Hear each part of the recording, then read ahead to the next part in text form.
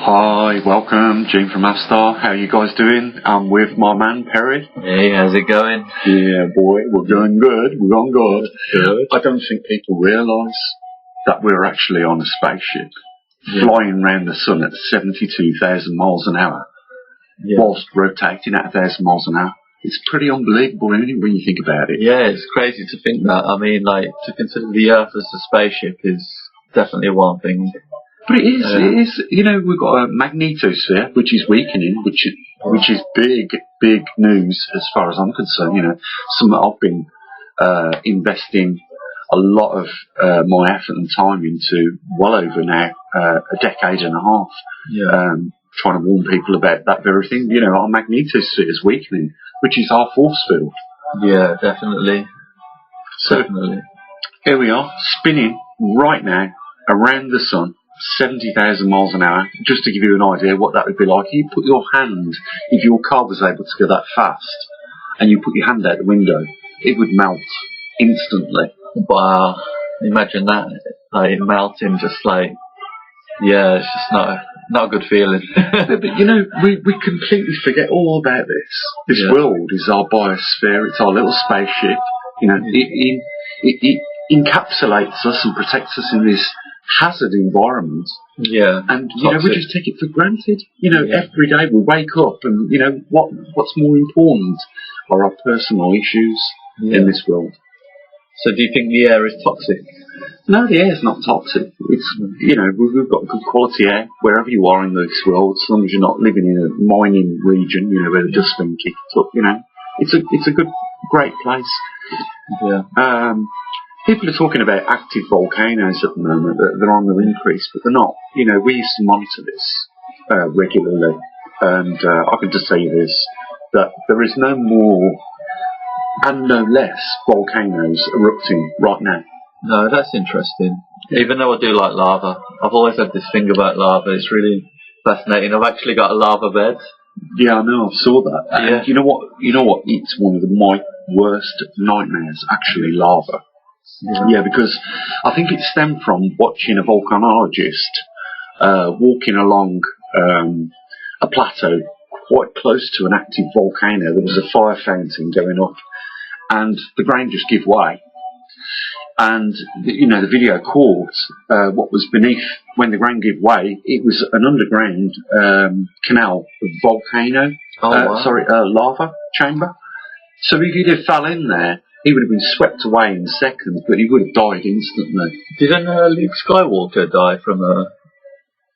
So he got melted and he turned into Darth Vader? In the end, yeah, that's where Darth Vader comes from, isn't it? Yeah. The results of the burned lava. Look at that person up. Yeah. Yeah, I remember watching it on Star Wars and I was just thinking that's a crazy way to be, just get shriveled up by lava. Well, I was just watching this documentary of this guy walking along the plateau next to a volcano in one of them them little aluminium suits that you see with the helmets on and that. Yeah. But the ground just, as he trod on it, gave way and he nearly fell in. If it weren't for his mate grabbing his suit, he'd have gone in. Yeah. But when I saw that, I just thought, what is the worst way you could possibly die would be that. Yeah. You know, instantly bubbled. You know, fried to a crisp. Yeah, cooked instantly, yeah. Yeah. I mean, that molten lava is actual rock melted, and that takes some heat to melt rock like that. Yeah, but I mean, what's interesting is you get crystals from volcanoes. I mean, I've always been fascinated with onyx. Onyx? Yeah, onyx. Yeah. It's a common mineral, isn't it? Yeah. You know, you can find it, even in your back garden if you're lucky enough, you can find it. But, you know, I loved all that sort of stuff when I was at university, all the rock cycles. It shows you how these rocks are created, you know, how volcanism plays a part in that, you know, and you start expanding then from that to tectonics. Yeah, tectonic plates of the Earth. How the plates move around the Earth.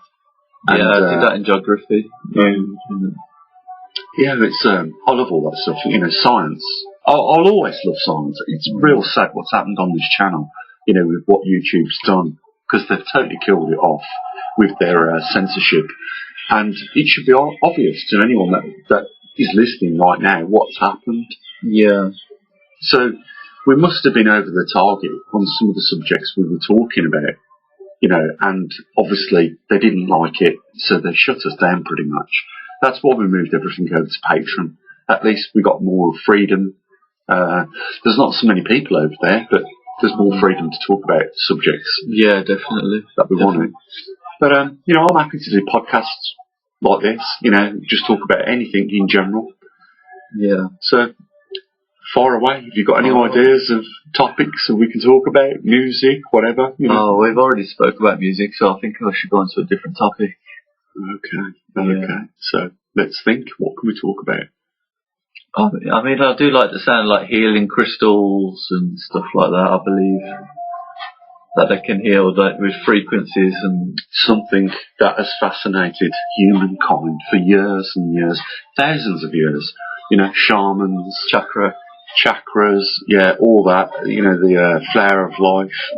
I've spent a lot of time privately just looking into those things. I've spent probably 2 decades into UFOs, you name it.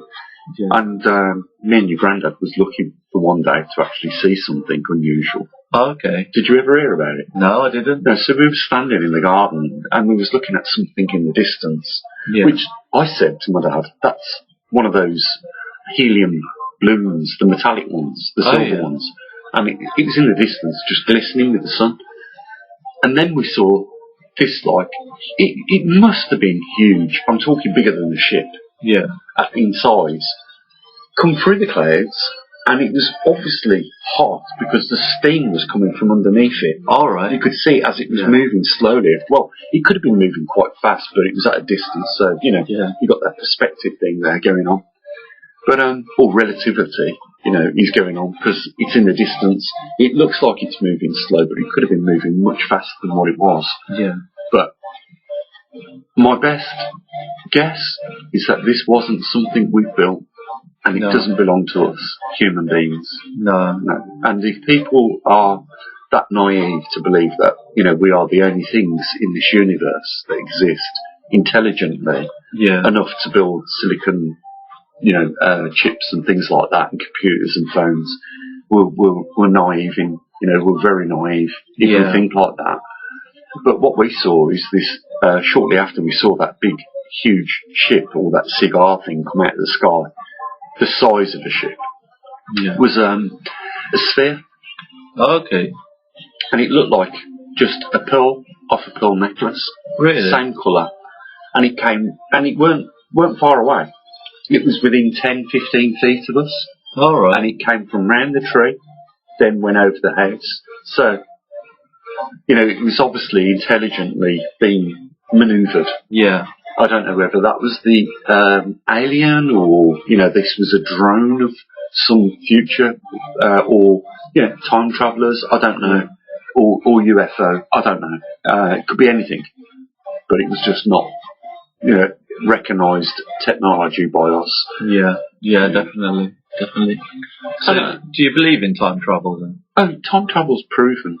In the 50s, they done they done a couple of experiments. One of them was they got 2 atomic clocks on the runway, and they calibrated them so that it was reading exactly the same time. One was put on a jet aircraft and flown for a few hours at 400 miles an hour or so. And then when they brought them back on the tarmac, one had advanced. Yeah. So proving that, something had affected time as much as to advance one of those atomic clocks. Now, I don't believe that if we had discovered that it was possible to manipulate time through speed, that we would have just left it there. We would have carried on with that research. Yeah, definitely. And spent billions on it, because can you imagine if we knew how to defeat the Nazis back in 1930s? Yeah. If we had time travel and we could test those missions that we ended up, beating the Germans in the war, then we would have definitely done that. And can you imagine if you had that technology even till this day, what you could use it for, how you could protect your nation from future disasters and wars and losing. If you've got time travel, you're always going to be one step ahead of everybody else. Yeah. Because you know the outcome of whatever you try and do. So, time travel's absolutely possible. I mean, I did think about it. How I would go about it would be using photons, an encapsulated dome of photons. Yeah. And I'd speed the photons up beyond the speed of light. Oh, right, okay. Yeah, using it uses different technologies like camera, photography, photons, accelerating photons beyond the speed of light, which is almost said to be not possible, but I believe using this method it would be, because you'd have the speed of light achieved, and then using the other technology you'd accelerate it from that point on. Right, okay, that's interesting. So, time travel's definitely there and possible. Einstein did a lot of work on that. So, yeah, that's interesting. I'd love to know next week's lottery numbers. Yeah, if you go out spending them, we wouldn't have to be spending our afternoon indoors, doing a podcast there. We'd be looking at Ferraris, Richard Miller watches, other luxury items, and booking ourselves on a private jet somewhere, and just disappearing. Hopefully with a nice couple of girls that was, happy to join in on the spending spree. And I'm sure we could find a few of them. Yeah, definitely. Yeah. No, I mean, the cost of living's a good conversation, because people are feeling the pinch, talking about money in that extreme, where you could have whatever you wanted. But in reality, we all have to live by the purse strings, don't we? Yeah, you have to earn the money, and you have to. It's really difficult to. Well, I touched upon this in the last podcast, didn't I? Really, I mean, people are struggling nowadays just to find a place to live. It's not easy. It's expensive. Everything comes with a price tag. Yeah. I sometimes think to myself, if I step out that door, I've spent £100 before I've even got in my car. Yeah. Because it just drips out your pockets these days. Yeah. You go shopping, buy a bit of food, and you're soon over £100. £80 I spend on my shopping each week. Each week, easy done. Yeah, you start adding meat on the list, and it don't go nowhere, does it? I mean, what I try to do to reduce my expenditure on, my shopping, was eat less beef. Oh yeah. Because as soon as you start throwing steaks in the basket, you get to the cashier's till it's £150. Yeah. Steaks are really expensive. It's worth it though. Like when you go out for food and you have like steak and chip sauce. I'll go to this place, buy mine, and they do steak frites. Yeah, it's really nice.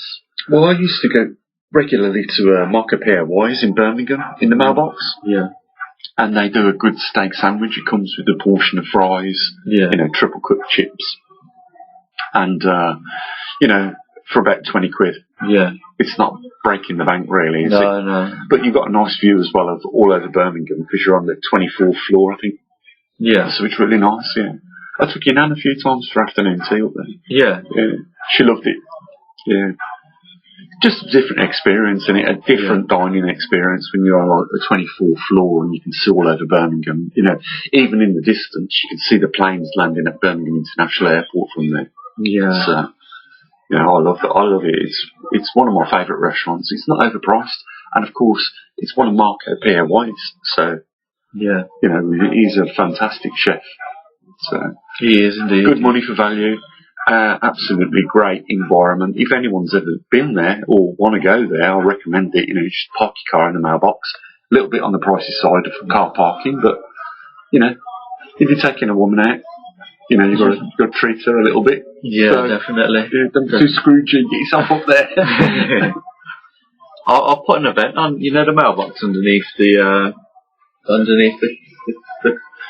at the front with all the lights. Yeah.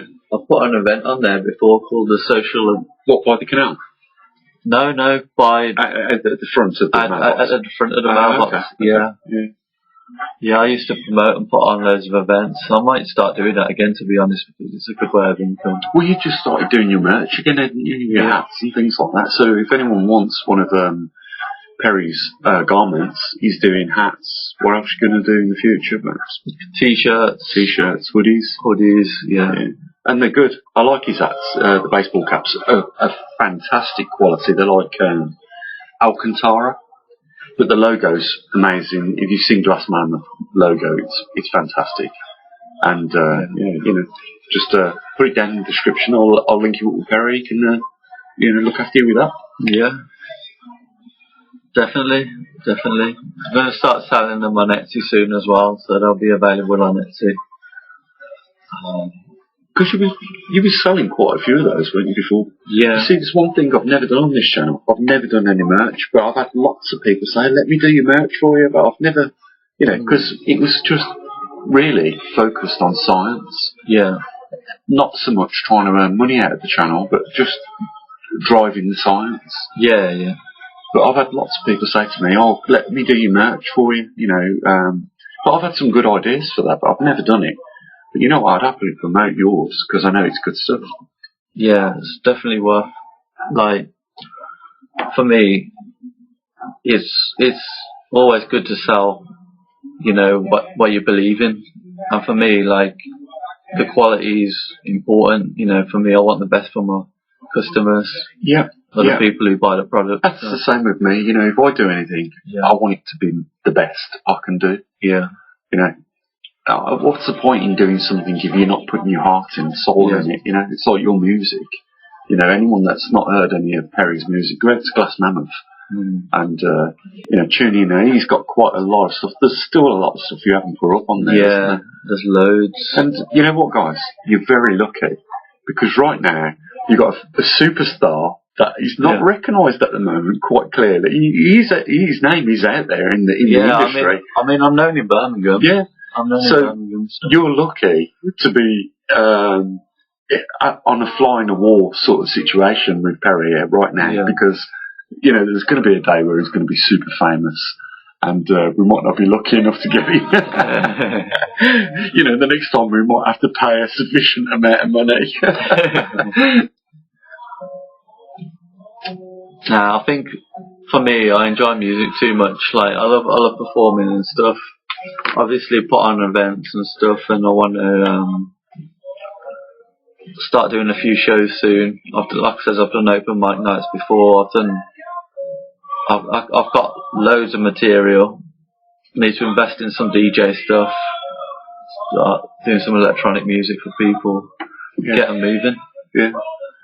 Maybe do a couple of raves. I miss the raves. I'm an 80s child, definitely. Growing up in the 80s and the 90s, and people say that was the best time for the music. It was where the music was created, really, wasn't it? Yeah. But I loved raves when I was younger. But they always got broke down by the police. They got raided, and we all ended up getting chucked off the field. But I can remember some parties that we've had. It's unbelievable. With the rich chicks. Their parents have gone on holiday, and I was just driving by with a couple of pals in the car, and we saw people literally swinging off the curtains in someone's house. Yeah. and the music was blasting out of there. Poor neighbours must have been terrified. But it was just full of teenagers, in their 18s, 20s, And it was a wild party, destroyed the parents' house. Really? American history? American X? It was like that, yeah, like American Pie party, absolutely destroyed it. I've been to a few like that. I went to another, that was one in Hampton and Arden. I wonder if them girls are still alive after the parents got back and some damage was done to their house. But we went to another party the one night, and my mate, his dad was something to do with Bob Geldof, his manager. His name was the Mac. Bob Geldof listens to this, he's going to know exactly what I'm talking about. We went to a party, a friend of his was looking after a pub owner's property, babysitting the house, basically. And, you can imagine, my mate moved the Max fucking earthquake speakers into the living room.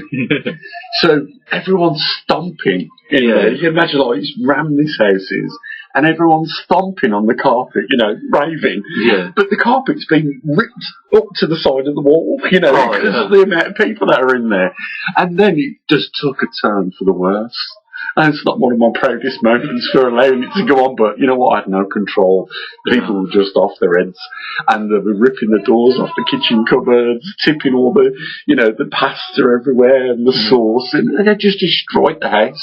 They filled the fish tank up with wine. Really? Yeah, because the pub owner had got his private cellar, which got a padlock on it. But they managed to break it off. Really? So all these rare bottles of whiskey and wine were coming out. Everyone was pissed. You know, there were people shagging in his bed. I mean, can you imagine that? Yeah. I mean, it's not something I would like. No. You know, come home to your fucking bed's writ off with sperm everywhere. Yeah. Yeah. I bet if you just shone one and, you know those ultraviolet lights everywhere, it'd look like a rape scene. Oh, dear. Yeah. No. Madness. Some of them parties, but them are the 80s. They were some of the best years of my life, they were. Yeah, I wasn't born in the 80s, but I do love the 80s. Yeah, everyone likes the 80s music. You can't beat it. Yeah. Tell me someone that don't like ABBA. That's true. At least one track somebody will like of ABBA. And another one is UB14, of course. He comes from where we do. Birmingham. True. Yeah. Old Ali Campbell. Ali Campbell. Yeah. He is a legend. Definitely. Yeah, like Ozzy. Yeah. Sadly, he was gone now. I went to the Ozfest once, one weekend. It was something you wouldn't believe. It was like, you know, tent city where we was all camping. Yeah. But everyone had the same idea. They didn't want to walk to the toilets. They were all going in the forest. Oh, yeah. So there was toilet paper everywhere in the forest. And you had to watch where you trod because there was shit everywhere. Oh. But when we pulled up, this rocker, you like look at him and you think, fucking hell, he's going to kill us. Tattoos everywhere, bald head, huge guy, fucking blood was coming out of his arm. He cut his arm on something. He said, do you want a hand setting up your tent? Yeah. Really friendly people. Yeah. Yeah, definitely. My mate, Chris will remember that weekend. We got there and I'd pre-made a curry. Yeah. And me and Chris like spicy curries. Yeah. So, this thing had been fermenting for the last day in the bag. All right. So when we had it, like, you know, it was fucking really hot. And, like, it was pissing down the rain outside the tent. But me and Chris were sweating into this curry, You wouldn't believe it. Yeah, but no, a good weekend. The Ozfest was a good weekend. Yeah. Lots of famous people turned up. Yeah, sadly he's gone now, Ozzy. Yeah. Old Ozzy. Do you hear that, like, he put in his will, he changed his will so Sharon gets flowers every week? Yeah. Yeah. Oh, that's sweet, isn't it? Because them pair was together through thick and thin. Even though they did, I think, separate. I'm not sure. I think they separated, but she stayed in touch with him. She looked after him to the end, didn't she? Yeah. Yeah. You can't ask for no more than that, can you? No. From a woman. She must have put up with some stuff, though, from him. You can just imagine, couldn't you? Yeah. No, you can't create characters like that. They come about just like the wind. Yeah. And they're here for a bit and then they're gone. Definitely. I mean, it's... Wow. There's a lot to talk about, isn't there? Okay. If money wasn't an issue, right now, if I was to give you £50 million, right, what would you start with buying? Probably a property. Yeah? What sort? Would you go for the trendy apartments overlooking the River Thames in London, or would you go for a nice little farm? No, I'd be like in a forest. Forest? Okay. Maybe in Canada somewhere? Yeah. If you could go anywhere as well. Let's have the money. Yeah. Yeah. And live here? I'd want like I did quite like the house at Twilight, to be fair. Sorry? Twilight. What was that? Describe it. I don't know that. Twilight's like a vampire series with Edward Cullen in. Ah, okay. What was the house like? It was like big, trendy house out in the forest, glass windows. Ah, right. So contemporary. Yeah. Yeah, I like that sort of thing as well. Just it looks like the roof's levitating. Yeah. On glass. Yeah, got it. I'd like that sort of thing as well. Yeah. Cars? Cars? What cars would you go for? Ford GT. Is that American? Yeah. Yeah. Nissan Skyline. Ah, yeah. Yeah. Subaru Impreza. Fucking 200 mile an hour car engine in the Skyliner. Yeah. Yeah, badass car. And that's not a new car either. They're the old school cars, them are. Yeah, I do like the old school stuff. Oh, and I used to play like Colin McRae and Need for Speed. Yeah. In the old Subarus. Yeah.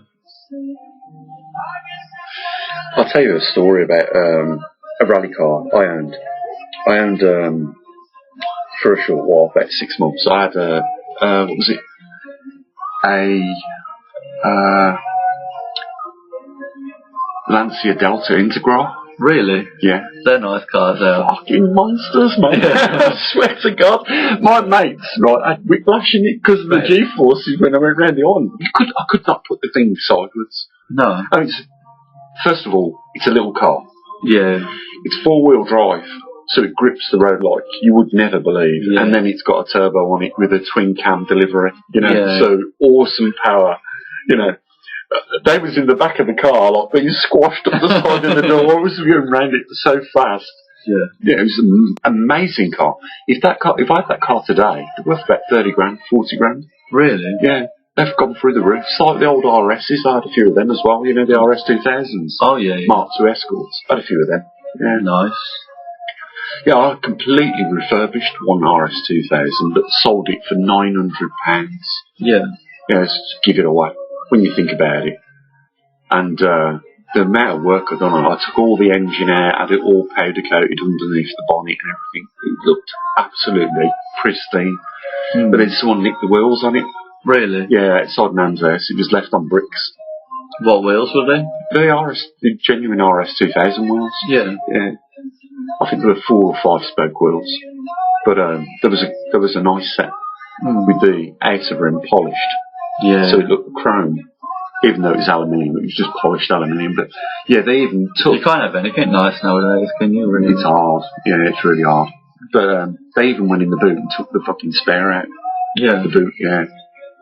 Gutted, because I'd rebuilt the car, but I hadn't got the original wheels. I had to put 1700 Harrier wheels on it, which just didn't look right for the car because it got the the snoop on it, the plastic front on.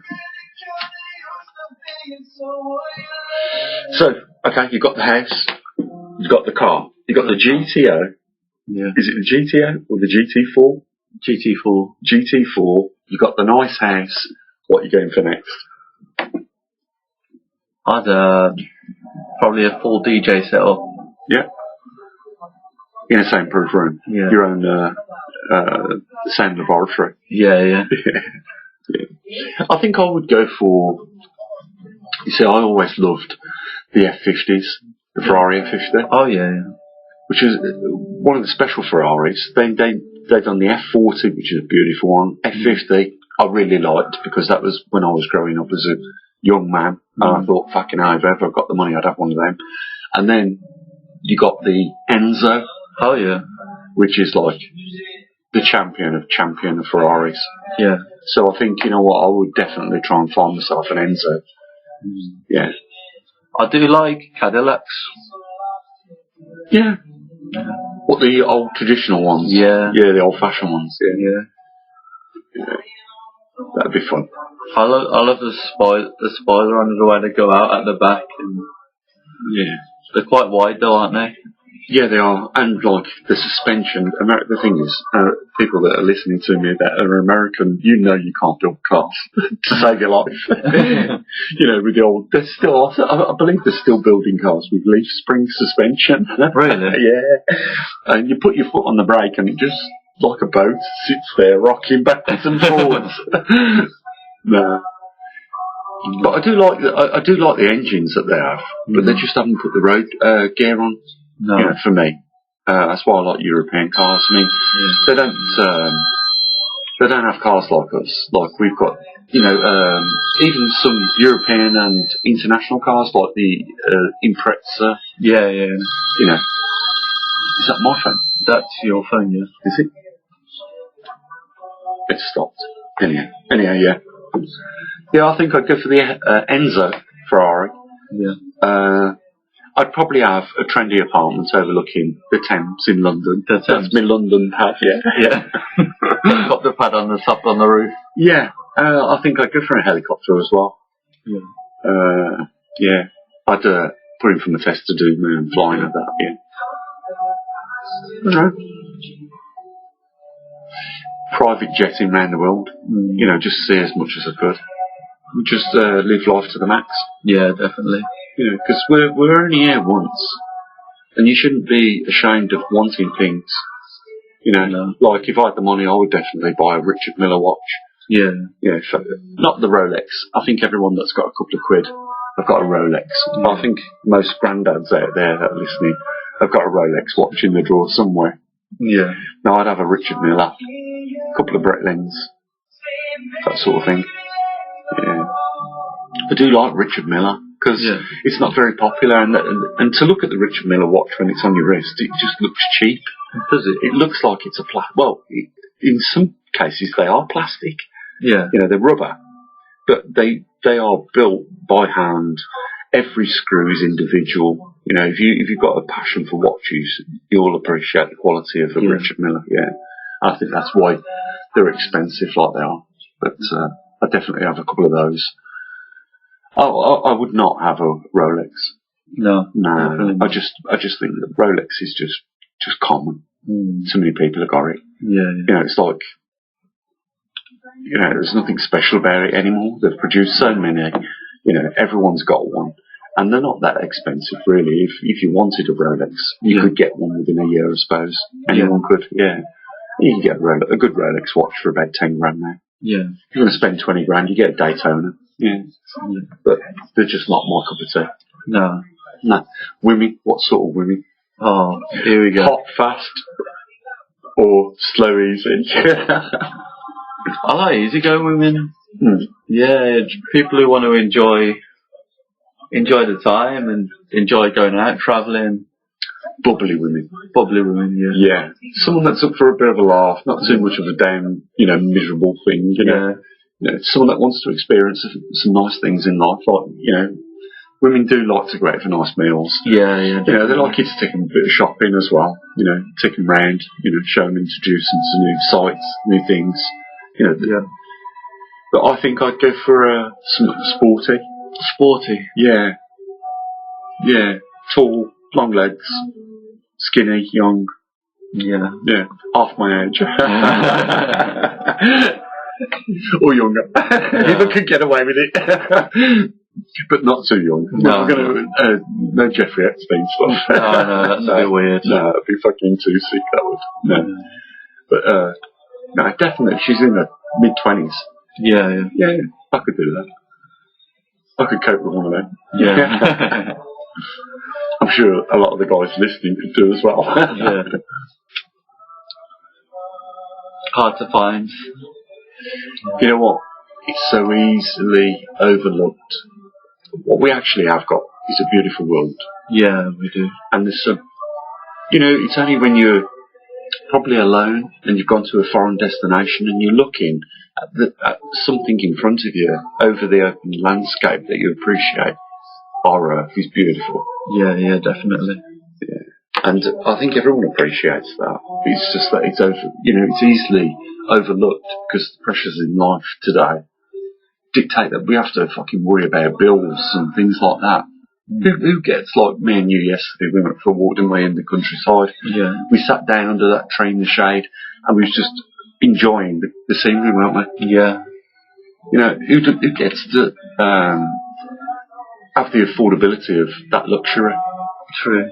You know, when they're worried about the house, you know, the mortgage, the bills, the car, their job, you know. It's not what really we were here for. No. It's sad because, you know, I do realise that we're the only species that do this to ourselves. Your birds, you know, they can build a nest anywhere they want. They can live wherever they want. Whereas we have to get planning permission. You know, we have to follow the legislations, governments, and whatever else have you. We're just making hard work of something very simple. Yeah. Yeah. I think it's getting away from us. We're losing the grip of reality, really. You know, when we could make it much easier for ourselves. Definitely. And I do believe we've got an opportunity here with artificial intelligence and robotics. I think here's our opportunity to change it. Yeah. You know, we can let the machines do all the work for us now. We can do that. Yeah. We don't need to work and labour. We just need access to, you know, things that we need. You know, it'd be nice to go to the shops and just put whatever you want in the basket, as opposed to worry about what you can afford. Yeah, definitely. You know, the same with where you live. You know, just go and live where you want without having to worry about whether you can afford to live there.